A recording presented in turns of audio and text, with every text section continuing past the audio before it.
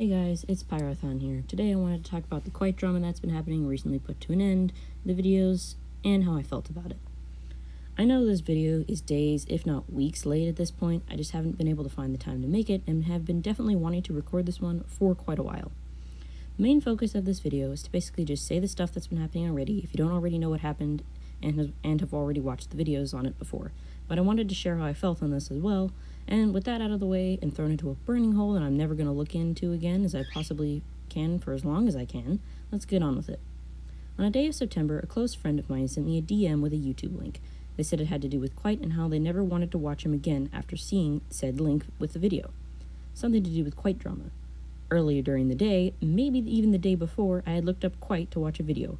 During using the YouTube search bar looking up Kwite drama had shown up as a search, not quite as frequent as the word quite, but still pretty frequently. I hadn't paid much attention to it, and I'm kind of glad I didn't, but anyways, moving on. Clicking on the link my friend had given me, it led me to a commentary YouTube video, with one of the subjects in the video being Kwite. Curiosity got the best of me, and I watched what the YouTuber had to say about Kwite. It stated that someone on the Blue Bird app, or Twitter, named Orion had made an entire document about them and Kwite. Naturally, I was freaking baffled. Kwite had apparently raped someone and had been harassing them over social media for a long time. How could Kwite, someone who I genuinely looked up to, if you can believe that, could have done something like this? The longer I kept thinking about this, the more it seemed to be real and not real at the same time. Kwite definitely had a few red flags in my mind, but it was impossible for him to do something this bad. After thinking very hard about it for a lot of nights, I had decided to stand with Kwite, not believing any of these allegations. You probably think that's a bad idea, and you're probably right. But there was no solid evidence that Kwite had done something to this random Twitter user I had never heard of. I don't use Twitter, so it would be impossible for me to even know who the hell they were in the first place. In the back of my mind, it was possible that Kwite could have done that, but it was hard to understand. I told my friend who I was working with at the time to try and make a Friday Night Funkin' mod involving Kwite about all these allegations. She said she couldn't work with me anymore after seeing that video, and I can't really blame her. Still to this day, it is something very serious that I don't think anyone should take lightly. A few weeks go by, and Kwite hasn't made a video in 2 weeks. 16 days, 17 days go by, and I start to get even more worried. What if Kwite had quit YouTube and left everyone to speculate whether he was innocent or not? I clicked on his last uploaded video and looked at the comment section.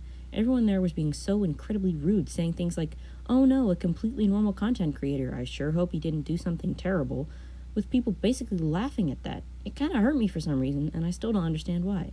A few days prior to me telling my friend I had uploaded a video, still public on my YouTube channel. You can watch that if you want. It just says the FNF mod development would slow down. And looking at it now, I've kind of dumped that, at least until Kwite comes back and has gotten better, I suppose.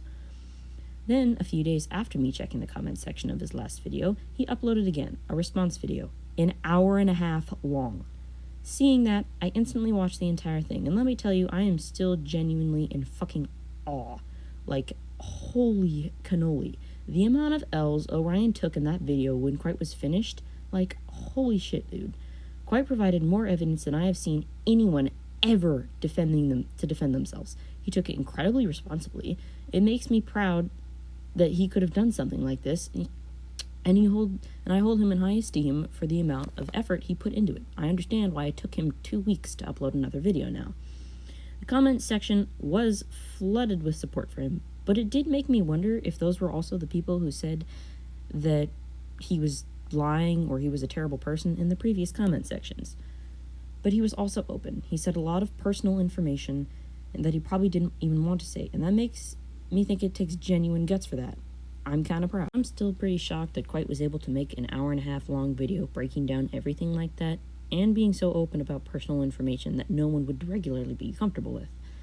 A couple years ago, in situations like this, no one would ever be accused of anything like that, and nowadays, with the amount of stuff Twitter users do, I'm really shocked that Kwite took this well and was able to provide a bunch of information. I hope things get better for him, and then he, gets better. What Orion says was terrible, and no one should ever say that. If Kwite sees this, which I doubt he will, I hope things get better for you, and take as long as you need to come back to YouTube. Anyways, that's all. Thanks for watching. This is the first kind of video where I've ever sat down and talked, and I hope I did okay. Big W for Kwite. I'll catch you all in the next one.